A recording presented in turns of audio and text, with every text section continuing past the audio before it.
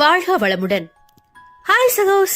இதயம் மீட்டும் மெல்லிசை போல உங்கள் மனதை மயக்கப் போகும் எழுத்தாளர் தீபா பாபு அவர்களின் கற்பனை சிதறல்களுக்குள் நம் பயணத்தை தொடங்கலாமா? அத்தியாயம் 4. ரஞ்சினி, உன்னோட +2 மார்க் சீட் எடுத்துட்டு நாளைக்கு காலையில 9 மணிக்கு எல்லாம் ரெடியாரு. காவேரி ஸ்பெண்டிங் மில்லுல கணக்கு எழுதுற வேலை காலியா இருக்கான். நம்பகமான ஆள் வேணும்னு சொன்னாங்க. என் நண்பன் மூலமா முதலாளியோட பையன்கிட்ட கேட்டேன். உன்னை நேர்ல அழைச்சிட்டு வர சொன்னாங்க. வேலை சம்பந்தமா ஏதாவது படிக்கணும்னா ஒழுங்கா படிச்சு வை. கேள்வி கேட்கும்போது அங்க சும்மா மசன்னு முழிச்சு நிக்க கூடாது என்று அதட்டி விட்டு வெளியே சென்று விட்டார் அவள் தந்தை. இயற்கையிலேயே பயந்த சுபாவம் கொண்ட ரஞ்சனி வீட்டினரின் ஒதுக்கத்தால் இன்னமுமே தனக்குள் ஒடுங்கி போயிருந்தாள். தந்தையின் பேச்சில் என்ன படிக்க வேண்டும் என ஒன்றும் புரியாமல் முதலில் விழித்தவள் இறுதியாக கணக்கெழுதுற வேலை, அதனால் கணக்கு புஸ்தகத்தை படிப்போம் என்று அதில் தீவிரமாக மூழ்கினாள். காலையில் அப்பாவுடன் தளதறக்கும் இதயத்தோடு மில்லுக்கு சென்றாள் ரஞ்சனி. அவளை மட்டும் அறைக்குள்ளே அழைப்பதாக ஆள் வந்து சொல்லவும் பதற்றத்தோடு உள்ளே போனாள் பெண். முகம் முழுவதும் பயத்துடனும் மரண விழிக்கும் விழிகளுடனும் தன்னெதிரே வந்து நின்ற 18 வயது நிரம்பிய பூம்பாவையை ஆச்சரியமாக பார்த்தான் ராஜ்குமார். உட்கார்மா. பரவாயில்லங்க. அவளின் நடுங்கிய மெல்லிய குரலில் தனக்குள் சிரித்துக் கொண்டவன், நீ உட்கார்ந்தாதான் என்கிட்ட பேச முடியும் என்க மிகுந்த தயக்கத்தின் பின்னே நாற்காலியின் நுனியில் அமர்ந்தாள். உன் பேர் என்ன? ரஞ்சினி. குயில் இசையாக மென்மையாக பதில் வந்தது. என்ன படிச்சிருக்க? +2 மேக்ஸ். ஓ, அக்கவுண்ட்ஸ் பத்தி ஏதாவது தெரியுமா? மிரண்டு விழித்தவள், அது எதுவும் தெரியாதுங்க என்றாள் அச்சத்துடன். இட்ஸ் ஓகே, இங்க ஜாயின் பண்ண உடனே சொல்லி தருவாங்க, ஈஸியா கத்துக்கலாம், ஒன்னும் கஷ்டம் இல்ல. சம்மதமாக அவள் தலையசைக்க பெண்ணின் கையில் இருந்த மதிப்பெண் சான்றிதழை வாங்கி பார்த்து திருப்தி அடைந்தவன் மேஜை மீதிருந்த அழைப்பு மணியை அழுத்தி பியூனை வரச் செய்தான். இந்த பொண்ணோட அப்பா வர சொல்லுங்க. எதிரே தலை குனிந்தவாறு பயத்தோடு அமர்ந்திருந்த பெண்மையின் அழகிய வதனமும் அவளின் அமைதியும் ராஜ்குமாரின் மனதில் மெல்லிய ஈர்ப்பை உண்டாக்கியது. கூப்பிட்டீங்களா சார்? வாங்க. உங்க பொண்ணு நாளையில இருந்து வேலையில ஜாயின் பண்ணிக்கலாம். காலையில 9 மணில இருந்து 6 மணி வரை வேலை. அப்புறம் இந்த மாதிரி பாவாடை தாவணி இல்லாம சேலை கட்டிட்டு வரணும். ஆரம்ப சம்பளம் 500 ரூபாய். ரஞ்சனியின் தந்தை மிகவும் மகிழ்ந்து போனார். ரொம்ப நன்றி சார், நீங்க சொன்ன மாதிரி அனுப்பிடுறேங்க, வரேங்க என கைகூப்பி விட்டு எழுந்தார். அவரை தொடர்ந்து அவளும் அவனை பார்த்தும் பார்க்காமலும் வரே சார் என விடை பெற்றாள். மறுநாள் காலையில், இந்தா, இனி இந்த சேலை எல்லாம் நீயே வச்சுக்கோ என தாராள மனதுடன் தன்னுடைய வெளுத்து போன சேலைகளை கொடுக்கும் சித்தையிடம் அமைதியாக வாங்கிக் கொண்ட ரஞ்சனி கிளம்புவதற்கு தயாரானாள். மில்லுக்கு சென்றவளிடம், முதலாளி இன்னும் வரலமா, இப்படி உட்கார் என்று ஓரிடத்தை கை காட்டினான் பியூன். சிறிது நேரத்தில் உள்ளே வந்த ராஜ்குமார், குட் மார்னிங் என்றான் பழைய புன்னகையுடன். தலையை குனிந்து கொண்டவள், குட் மார்னிங் சார் என்றாள் மெதுவாக. அதை ரசித்தவனின் பார்வை அவள் உடையில் நிலைத்து யோசனையில் நெற்றி சுருங்கியது. வந்து ரொம்ப நேரமாச்சா என பேச்சு கொடுத்தபடி அவளை வழி நடத்தினான். அவனை பின் தொடர்ந்தபடி, இல்ல சார், 10 நிமிஷம் தான் ஆகுது என பதில் சொன்னாள். ஆஹா, இங்க வா என்று அவளை ஒரு மேஜை முன் நிறுத்தியவன், இனி இதான் உன் டேபிள், இங்க இருக்கிற அக்கவுண்ட்ஸ் நோட்டையும் ஃபைலையும் தான் நீ மெயின்டைன் பண்ணணும் என்ற விவரம் கூறினான். சரி சார் என தலையாட்டியவளை, இந்த ஃபைல் எடுத்துட்டு உள்ளவா என்று விட்டு தனது அறைக்கு சென்றான் ராஜ்குமார். சுற்றிலும் விழிகளை சுழற்றி சற்று தள்ளி அமர்ந்திருந்த வேறு 2 ஆட்களை பார்வையிட்டபடி பக்கவாட்டில் இருந்த முதலாளியின் அறைக்குள் நுழைந்தாள் ரஞ்சனி. உட்கார். எந்த டென்ஷனும் இல்லாம பொறுமையா நான் சொல்லி தரத கவனி. அக்கவுண்ட்ஸ் ரொம்பவே சுலபமான விஷயம்தான், உன்னால ஈஸியா கத்துக்க முடியும். சொல்லித்தரது ஏதாவது புரியலனா வெளிப்படையா கேளு, தயங்கிட்டே இருக்காத.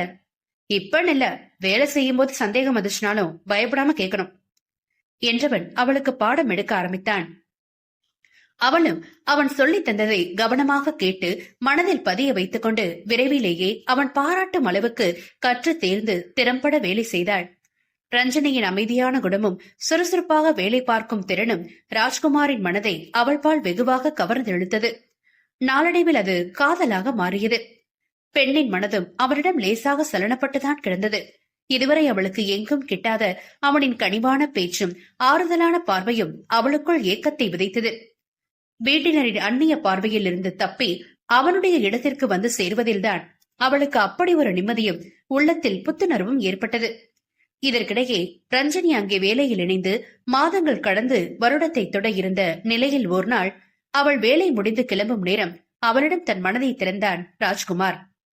ரஞ்சனி, ஒரு நிமிஷம் உன்னோட பேசணும். என்ன சார் என்றவளை ஒரு நொடி நேருக்கு நேர் ஆழமாக பார்த்தான் அவன். இதயத்தில் லேசான படபடப்பு எழ அவன் பார்வையை தாங்க முடியாது விழிகளை தாழ்த்தி கொண்டாள் ரஞ்சனி. நான் சுத்தி வளைக்காம நேரா விஷயத்துக்கு வரேன். எனக்கு உன்னை ரொம்ப பிடிச்சிருக்கு. உன்னை கல்யாணம் செஞ்சுக்க ஆசைப்படுறேன். உன்னோட விருப்பம் என்னன்னு இப்ப சொன்னாலும் சரி, இல்ல யோசிச்சு நாளைக்கு சொன்னாலும் சரி, உன் பதில் எனக்கு சாதகமா இருந்தா நான் ரொம்ப சந்தோஷப்படுவேன். ரஞ்சனியின் இதய துடிப்பு இமயத்திற்கு உயர பதற்றத்தில் அவளின் முகம் செஞ்சாந்தாக மாறி கை கால்கள் வெகுவாக நடுக்கம் கொண்டது. சில நொடிகள் அவளையே கூர்ந்து பார்த்திருந்தவன், ஏன் இவ்வளவு டென்ஷன் ஆகுற? பொறுமையா யோசிச்சு நாளை கூட பதில் சொல்லு என்று தன்னவளை அமைதிப்படுத்தினான் ராஜ்குமார். குனிந்திருந்தவளின் விழிகளில் உடைப்பெடுத்த நீர் தரையில் பட்டு தெறிக்க அதை கண்டு திகைத்தவன் வேகமாக அவளை நெருங்கினான். ஹே, என்னமா, பிடிக்கலையா? அதுக்கே அழற என்றான் லேசான வருத்தத்துடன். இல்ல, எனக்கு என்ன சொல்றதுன்னு தெரியல என்ற அழுகையோடு திக்கினாள் அவள். ஒரு கணம் குழம்பியவன் பின் விழிகளில் வெளிச்சம் பரவ, சரி, நான் கேட்கறதுக்கு மட்டும் பதில் சொல்லு. என்ன பிடிச்சிருக்கா இல்லையா என்று தவிப்புடன் கேட்டான். நெஞ்சில் மூளும் போராட்டத்தை தவிர்க்க முடியாமல் கையில் இருந்த உணவு கூடையை இறுக்கிக் கொண்டவள் தயங்கியபடியே, பிடிச்சிருக்கு என்று குனிந்த வாக்கில் மெல்ல முனகினாள். ராஜின் முகம் பளீரென்று மலர்ந்து போக அவளை ஆசையுடன் பார்த்திருக்கும் பொழுதே, ஆனா எங்க வீட்டுல எதுக்கு என்ற கவலையுடன் ரஞ்சனி பேச்சை துவங்கும் பொழுதே தன் பதிலால் பெண்ணை தடுத்தான் அவன்.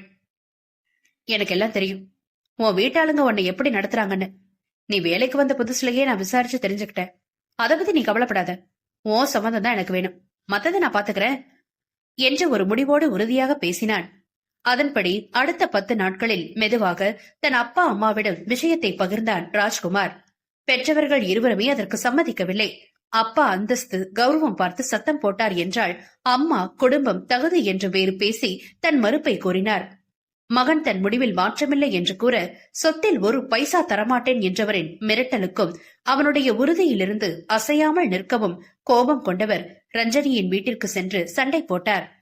விஷயம் அறிந்து முதலில் திகைத்தவர்கள் பின் அவளை தனி அறையில் அடைத்து, வேலைக்கு போய் சம்பாதிச்சுட்டு வாடின்னு சொன்னா உனக்கு மாப்பிளைய தேடிக்கிட்டா வர்ற என கேவலமாக சாடியவர்கள் சோறு தண்ணி இல்லாமல் உள்ளேயே கட, அப்பதான் புத்தி வரும் என்று சொல்லி அவளை பட்டினி போட்டனர். ரஞ்சனியின் நிலைமையை அவளின் தோழி ஒருத்தி மூலம் அறிந்து கொண்ட ராஜ்குமார் தங்கள் குடும்பத்தினரின் சம்மதம் தங்களுக்கு எக்காலத்திலும் கிடைக்காது என்பதை தெளிவாக புரிந்து கொண்டவன் அடுத்த அதிரடியாக முடிவெடுத்து வெளியூரில் இருக்கும் தன் நண்பன் குமரேசனிடம் பேசி தன்னுடைய தேவைகளை கூறினான். அதற்கேற்ப குமரேசனும் ராஜ்குமாருக்கு அவசரமாக ஒரு வேலையும் தங்குவதற்கு வீடும் ஏற்பாடு செய்தான். ரஞ்சனியின் பெற்றோர் அசந்த நேரம் அவள் வீடு புகுந்து அவளை அங்கிருந்து தன்னோடு அழைத்துச் சென்று கோவிலில் திருமணம் புரிந்தவள் தன் வீட்டிற்கு ஆள் மூலம் விஷயத்தை கடத்திவிட்டு மனைவியுடன் பேருந்தில் ஏறினான். மகரின் செயலில் அவன் தாய் மனமுடைந்து கவலை நோயில் விழ அவன் அப்பா அவனோடு எந்த ஒரு தொடர்பும் வைத்துக் கொள்ள கூடாது என அவனுடைய உடன்பிறப்புகளிடம் சத்தியம் வாங்கிக் கொண்டார். நட்புகள் எல்லாரும் நம்ம சேனலை மறக்காம சப்ஸ்கிரைப் பண்ணுங்க, கதையை கேளுங்க, லைக் பண்ணுங்க, கமெண்ட் பண்ணுங்க, பிடிச்சவங்க ஷேர் பண்ணுங்க. நன்றி.